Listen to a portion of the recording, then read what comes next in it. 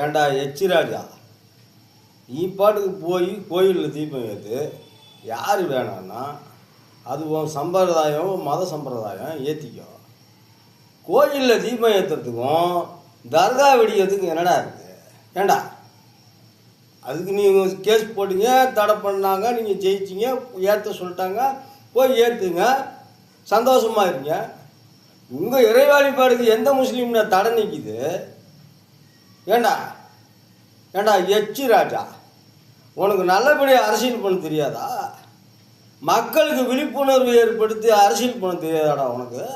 ஏண்டா மானம் கேட்டவனை மக்களுக்குள்ள மத மோதலை உண்டாக்கி அப்படி வளரணும்னு நிற்கிறேடா நாய. ஊரை கொளுத்தி அதில் குளிர் காயணும்னு நினைக்கிறீங்களடா? உங்கள் கட்சியோட கொள்கை அதே தான்டா. ஏன்டா நிம்மதியாக இருக்கிற தமிழ்நாட்டிலையும் இப்படி பண்ணுறீங்க? ஏண்டா ஆட்டை கடிச்சு மாட்டை கடிச்சு கடைசியில் முருகன்கிட்ட ஏன்டா வரீங்க?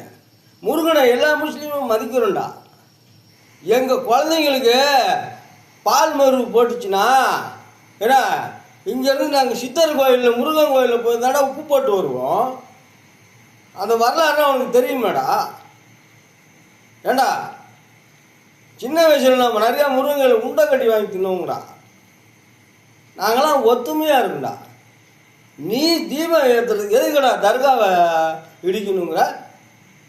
முடிச்சு போடுறியாடா? ஏண்டா ஏண்டா உங்களுக்கு தெரிஞ்சது கோயில், தர்கா, இது ரெண்டு தானாடா? வேற ஒன்றுமே தெரியாதாடா? அதில் கூட வழிபாடு பண்ண மாட்டேங்கிறீங்களாடா? அங்கே போய் மக்களுக்குள்ள மோதலை உண்டாகுங்க, அதில் போய் கட்சியை வளர்த்து குடும்பத்தை வளர்த்துறீங்களாடா? ஏடா உங்களை இன்னும் இந்த நீதித்துறை வேடிக்கை பார்த்துக்கிட்டு இருக்குடா.